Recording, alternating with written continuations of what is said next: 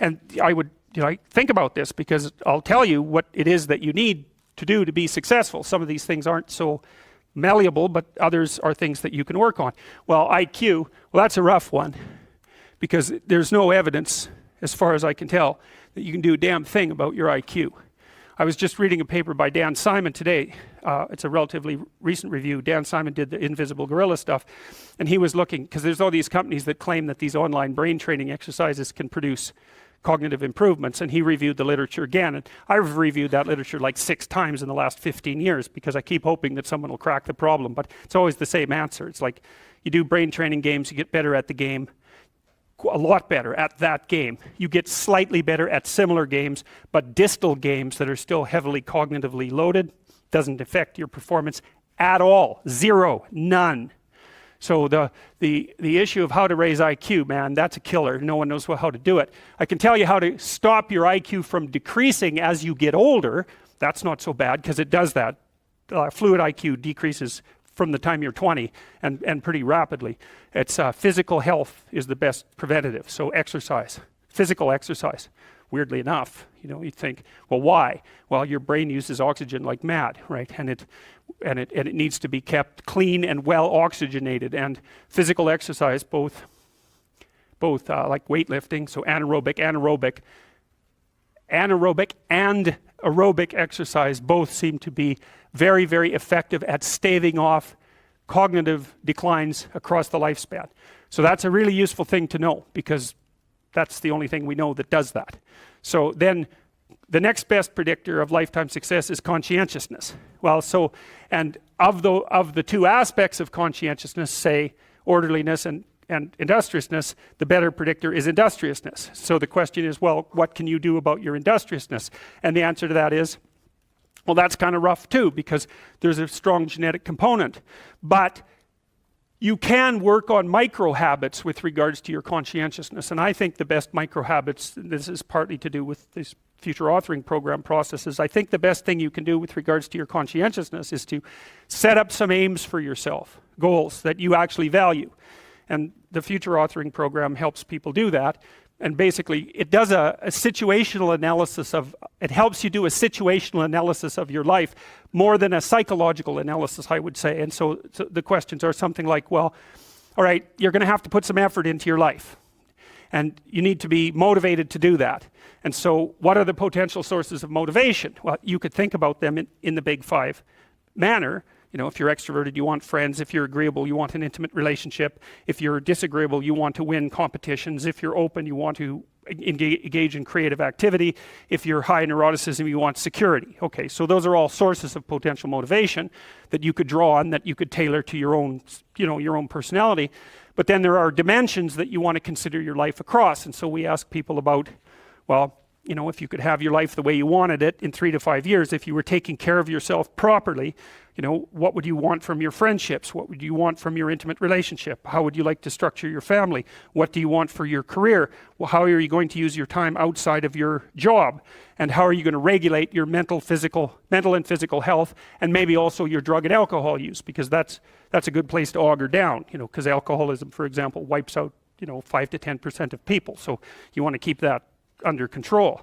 And then so maybe you develop a vision of what you would like your life to be, and that associates the goal. Once the goal is established, and then you break down the goal into micro processes that you can implement, the micro processes become rewarding in proportion, in relation to their causal association with the goal, and that tangles in your incentive reward system. We talked about the dopaminergic incentive reward system, and that's the thing that keeps you moving forward. And the way it works is that it works better if it produces positive emotion when it can see you moving towards a valued goal. Okay, well, what's the implication of that? Better have a valued goal, because otherwise you can't get any positive motivation working out. And so the more valuable the goal, in principle, the more the micro processes associated with that goal start to take on a positive charge. And so what that means is, well, you get up in the morning and you're excited about the day, you're ready to go. And so as far as I can tell, what you do is you specify your long-term ideal. Maybe you also specify a place you want to stay the hell away from, so that you're terrified to fail as well as excited about succeeding, because that's also useful. You specify your goal. You do that in some sense as a unique individual. You want to specify goals that make you say, oh, if that could happen as a consequence of my efforts, it would clearly be worthwhile. Because the question always is, why do something? Because doing nothing is easy. You just sit there and you don't do anything. That's real easy. The question is, why would you ever do anything? And the answer to that has to be because you've determined by some means that it's worthwhile. And then the next question might be, well, where should you look for worthwhile things? And one would be, well, you could consult your own temperament. And the other would be, well, you kind of look at what it is that people accrue that's valuable across the lifespan. So you do a structural analysis of the subcomponents of human existence, and I already did that. You need a family, you need friends. Like, you don't need to have all these things, but you better have most of them. Family, friends, career, educational goals, plans for, time outside of work, attention to your mental and physical health, etc. That's what life is about. And if you don't have any of those things, well, then all you've got left is misery and suffering. So that's a bad deal for you. So once you set up that goal structure, let's say, and that's really in many ways that's what you should be doing at university. That's exactly what you should be doing, is trying to figure out who it is that you're trying to be, right? And you aim at that, and then you use everything you learn as a means of building that person that you want to be. And I really mean want to be. I don't mean should be, even those things are going to overlap. And it's important to distinguish between those, because that's partly, and this is back down to the micro-routine analysis. So if I was saying, well, you're going to try to make yourself more industrious. Okay, number one, specify your damn goals, because how are you going to hit something if you don't know what it is? That isn't going to happen. And often people won't specify their goals too, because they don't like to specify conditions for failure. So if you keep yourself all vague and foggy, which is real easy, because that's just a matter of not doing as well, then you don't know when you fail. And people might say, well, I really don't want to know when I fail because that's painful. So I'll keep myself blind about when I fail.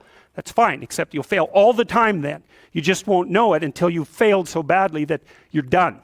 And that can easily happen by the time you're 40. So I would recommend that you don't let that happen. So that's willful blindness, right? You could have known, but you chose not to. Okay, so once you get your goal structure set up, you think, okay, if I could have this life, it looks like that might be worth living, despite the fact that it's going to be, anxiety provoking and threatening, and there's going to be some suffering and loss involved in all of that. Obviously, the goal is to have a vision for your life such that, all things considered, that justifies your effort. Okay, so then what do?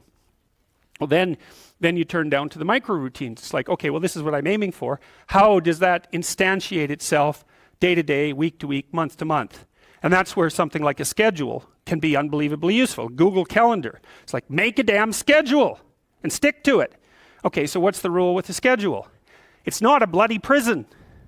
That's the first thing that people do wrong. They say, well, I don't like to follow a schedule.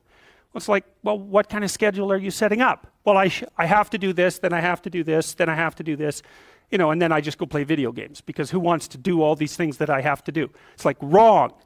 Set the damn schedule up so that you have the day you want. That's the trick. It's like, okay, I've got tomorrow. If I was going to set it up so it was the best possible day I could have, practically speaking, what would it look like? Well, then you schedule that. And obviously there's a bit of responsibility that's going to go along with that, because if you have any sense, one of the things that you're going to insist upon is that at the end of the day, you're not in worse shape than you were than at the beginning of the day, right? Because that's a stupid day. If you have a bunch of those in a row, you just dig yourself a hole and then you bury yourself in it. It's like, sorry, that's just not a good strategy. It's a bad strategy. So maybe 20% of your day has to be responsibility and obligation, or maybe it's more than that, depending on how far behind you are. But even that, you can ask yourself, okay, well, I've got these responsibilities. I have to schedule the damn things in. What's the right ratio of responsibility to reward? And you can ask yourself that, just like you'd negotiate with someone who is working for you. It's like, okay, you got to work tomorrow. Okay, so I want you to work tomorrow. And you might say, okay, well, what are you going to do for me that makes it likely that I'll work for you? Well, you could ask yourself that, you know.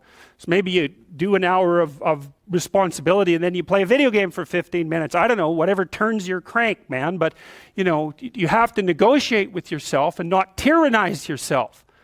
Like you're negotiating with someone that you care for, that you would like to be productive and have a good life. And that's how you make the schedule. It's like, and then you look at the day and you think, well, if I had that day, that'd be good. Great. You know, and you're useless and horrible, so you'll probably only hit it with about 70% accuracy, but that beats the hell out of 0, right? And if you hit it even with 50% accuracy, another rule is, well, aim for 51% the next week, or 50.5% for God's sake, or because you're going to hit that position where things start to loop back positively and spiral you upward. And so that's one way that you can work on your conscientiousness, is plan a life you'd like to have. And you do that partly by referring to social norms. That's more or less rescuing your father from the belly of the whale. But the other way you do that is by having a little conversation with yourself about, as if you don't really know who you are, because you know what you're like. You won't do what you're told. You won't do what you tell yourself to do. You must have noticed that. It's like you're a bad employee and a worse boss. And both of those work, you know, for you. You don't know what you want to do, and then when you tell yourself what to do, you don't do it anyways. You should fire yourself and find someone else to be.